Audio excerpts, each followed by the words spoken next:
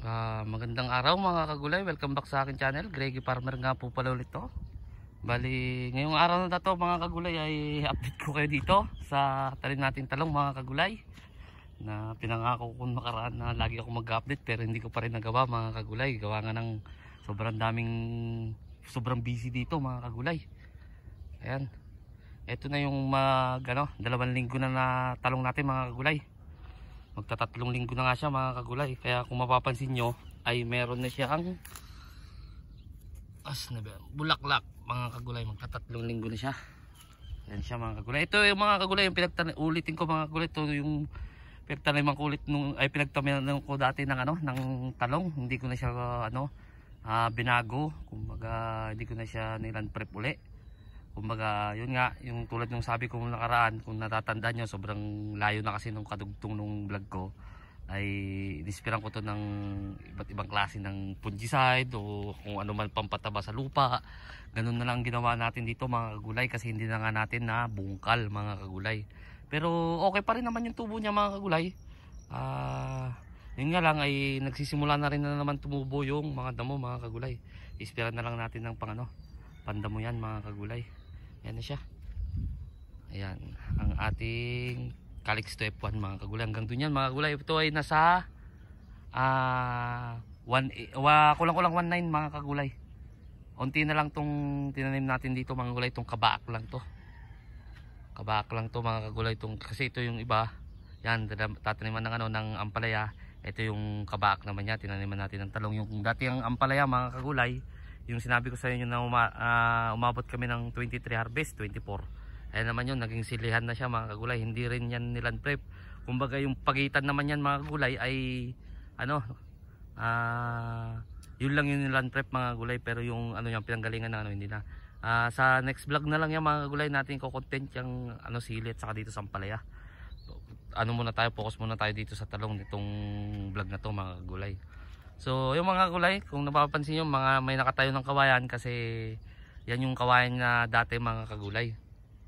Yan yung kawayan na dati kaya hindi na rin tayo halos gumastos ng kawayan.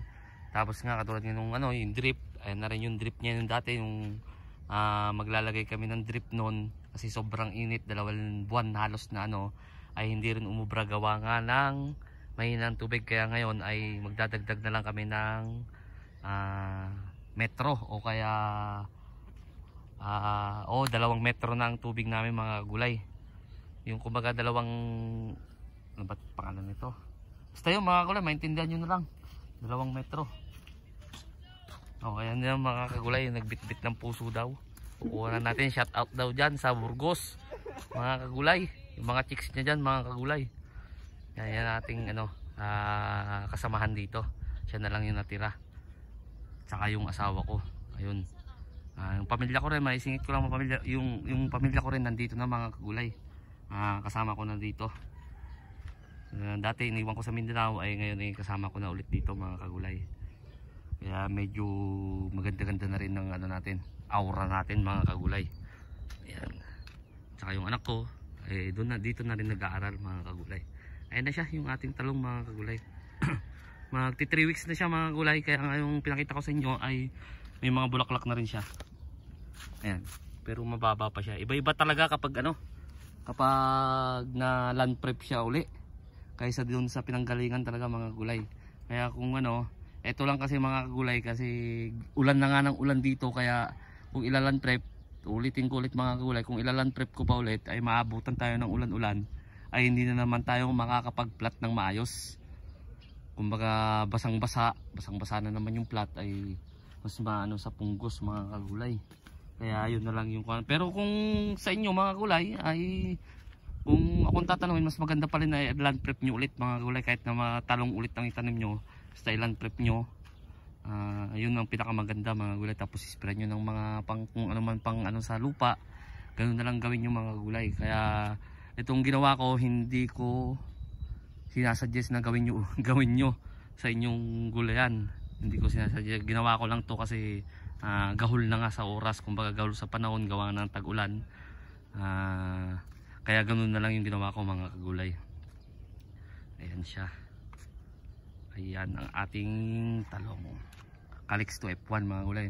Malapit na tayo mag-pruning dito mga kagulay para tumaas siya, mas mabilis siyang tumaas.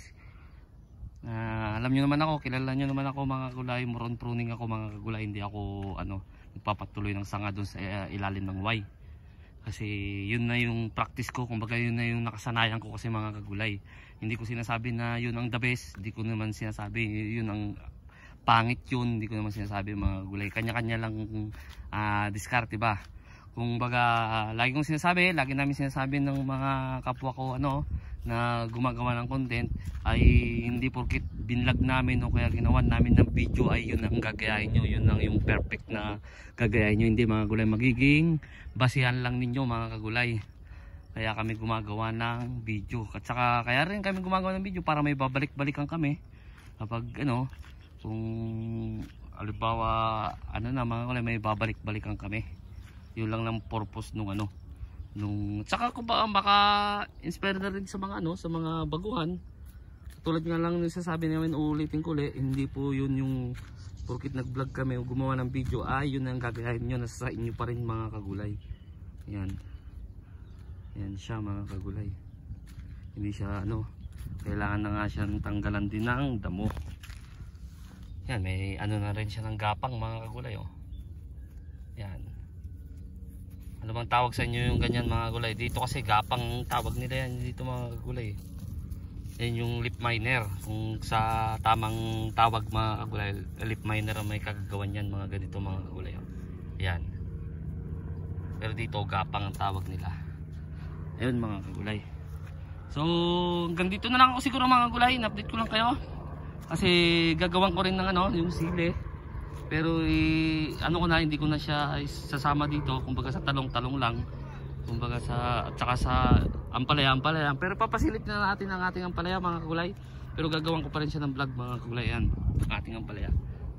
So hanggang dito lang ako mga kagulay. Sa bago pa lang sa munting channel ko, huwag niyo kalimutan mag-subscribe at click nyo na rin po yung notification bell para update kayo lagi sa gagawin kong video tungkol dito sa pagtatanim ko ng iba't ibang klaseng gulay, katulad nga na itong talong, ampalaya at saka sili. Baka makapagtanim din tayo ng kalabasa sa susunod mga gulay. Ko-content din natin yon. Maraming salamat po sa legit na sumusuporta sa akin. God bless po sa ating lahat.